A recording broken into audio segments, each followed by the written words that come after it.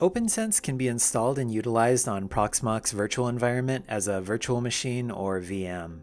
This video will cover basic installation and configuration to get OPNsense operational on Proxmox. In this example, we'll be using OPNsense version 24.7 and Proxmox VE version 8.2.2. As a quick note before we get started, although Proxmox can be installed on units such as the FW2B, FW4B, and the FW4C, the performance will be lower when compared to running it on our other products. The same goes for the V1210, the V1211, and the V1410. The amount of RAM on these units would prevent them from achieving maximum performance for running multiple resource-demanding VMs. Units like the V1210 would be especially rough since it only has 4 GB of RAM, and you'd want at least 4 GB of RAM allocated to just an OPNsense VPN. If you do choose to use OPNsense on one of those units, we recommend you install the operating system as a bare metal firewall rather than running it as a VM on Proxmox. If you do want to run Proxmox, we recommend one of our higher-end 6-port units such as the VP4600 or VP6600 series. To stay up to date on the latest products from Protectli, consider signing up for our email newsletter at the bottom of the page on protectli.com. This video is also assuming you already have Proxmox VE installed on your system. If you don't already have it installed, we'll leave a link to another video in which we go over that in the video description. The first step is downloading the OPNsense ISO image.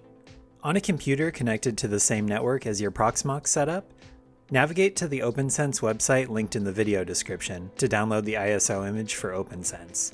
Ensure the DVD download is selected.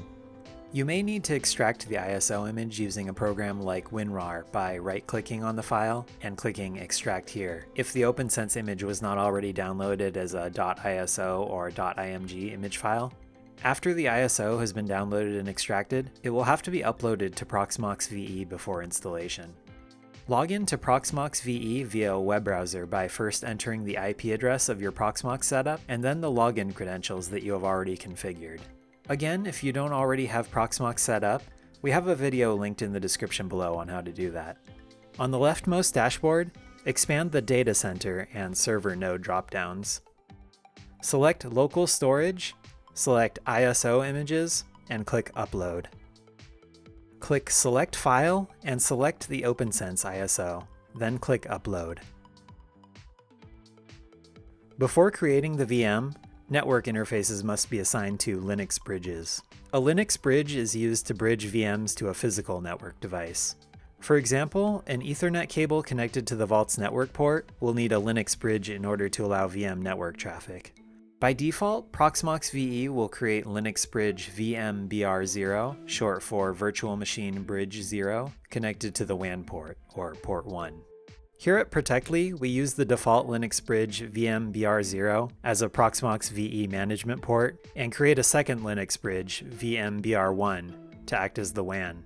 This separates the Proxmox web GUI from the public-facing internet. We'll also create Linux bridge VMBR2 to act as a LAN port to access the OPNsense web GUI. On the Proxmox VE dashboard, select the server node, then select System Network. Click Create and select Linux Bridge. Name the interface and designate a bridge port, keeping in mind the bridge port must be named after a physical port. In this example, VMBR1 will bridge with ENP2S0 to act as our WAN, ENP2S0 being shorthand for Ethernet port number 2, slot number 0. This will be connected to the modem's Ethernet port. We'll bridge VMBR2 with ENP3S0, and this will act as our LAN. Connecting this Ethernet cable to your PC will allow access to the OPNsense web GUI. Be sure to click Apply Configuration when you're done. Now that the Linux bridges are configured, the VM can be created. For basic VM creation, use the following configuration, leaving all unspecified fields at their default values. Click Create VM located at the top right of the web GUI. In the General tab, choose a VM ID and a name for the VM. In this example, we'll just use 100 for the VM ID and OPNsense for the name. Continue to the OS tab. Select Use CD/DVD disk image file, ISO. For storage, leave it as the default, local. For the ISO image, select the OPNsense ISO that was uploaded earlier. For the guest OS type, select Other. Continue to the System tab. Leave the defaults as shown on the screen currently. Continue to Disks. For bus/devices, select VirtIO block.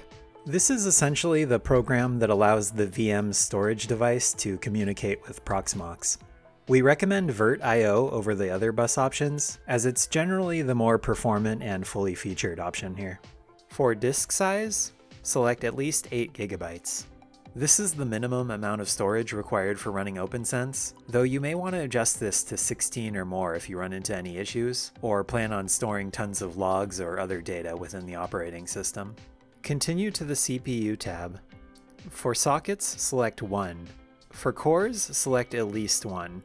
Although OPNsense doesn't have any strict core or socket requirements, its performance depends on network speed, firewall rules, and additional services. For most home and small business setups, at least a dual-core CPU is recommended, though larger deployments with high traffic could benefit from quad-core or higher processors. For type, select Host. This allows the VM to use the same processor features as the physical host machine. Continue to the Memory tab. For memory, select at least 1024 MB, the minimum requirement for OPNsense. We'll use 4096 MB or 4 GB in this example for better performance. Continue to the Network tab. For bridge, select VMBR1. For model, select VirtIO, para-virtualized. Continue to the Confirm tab. Verify your settings and select Finish. Now that the VM is created, the Linux bridge for LAN must be added. Note that additional information about VM creation can be found in the documentation on the Proxmox website, which we'll leave a link to in the video description. Choose your OPNsense VM located under your server node dropdown. Select OPNsense VM, Hardware, Add, and then Network Device. For bridge, select your LAN Linux bridge, VMBR2 in our example.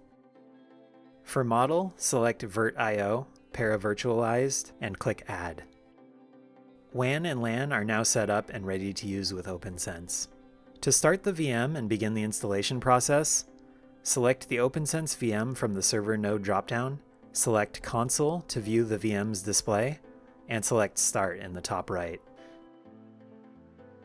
OPNsense will begin booting. During boot, press any key on your keyboard when OPNsense displays a timed prompt stating, "Press any key to start the manual interface assignment." When asked if you want to configure lags now, input N. Lags, or link aggression groups, combine multiple network interfaces to improve redundancy, load balancing, and bandwidth, and can be useful for optimizing high-traffic networks, but this can be configured later from the OPNsense web interface. When asked if you want to configure VLANs now, input N again. VLANs, or virtual local area networks, allow isolation of network traffic between devices while sharing the same physical interface, and are commonly used for separating guest and internal networks, but this can also be configured later if desired. Some more information about VLANs can be found in the link in the video description. Valid interfaces will be displayed. OPNsense will name the Linux bridges we set up earlier as VTnet0 and VTnet1. We'll use these to configure OPNsense. For the WAN interface, enter VTnet0. For the LAN interface, enter VTnet1. Press Enter once more to finish adding the interfaces. Input Y when ready to proceed.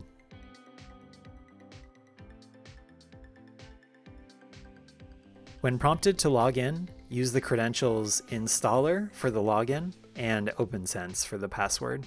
These credentials are used exclusively for installing OPNsense, but will not be used for actually accessing OPNsense later. Press Enter to continue with the default key map. Select ZFS install and press Enter to continue. ZFS, or the Zettabyte file system, is a high-performance and highly resilient file system that offers features like data integrity, compression, and snapshots. You could use UFS or the Unix file system instead, but it lacks some of those features that ZFS has, and is typically used for basic file storage needs where those more advanced features aren't required. Then select Stripe. We recommend Stripe here because it provides the best performance without unnecessary redundancy. Since OPNsense is running as a VM, fault tolerance is typically managed at the Proxmox level rather than within the virtual device itself. Press Enter. Use spacebar to select the drive, and press Enter, keeping in mind that if the drive is not selected with the spacebar, the installation will fail. Select Yes to write OPNsense to the VM partition. This will use the storage space designated when the VM was created. Complete the install by selecting Exit and Reboot. The default IP address to access the OPNsense web GUI is 192.168.1.1. Log in with the OPNsense default credentials. The login is root and the password is OPNsense. Congratulations! OPNsense is now operational on Proxmox VE. There are a few more optional things you can do now that it's set up, such as adjusting resource allocation or setting up backups. Also note that if your vault is capable of PCI pass-through, or VTD, you can assign the network ports directly instead of creating a Linux bridge. More information on that can be found in our video on Proxmox, as well as in our knowledge base article, both linked in the video description below. If you run into any hardware-related issues during the installation, feel free to contact our support team by opening a ticket on our website, or leave a comment below and we'll help out where we can. Also, consider subscribing to the channel for future videos on the Protectli Vault, Proxmox, OPNsense, and more. Thanks for watching!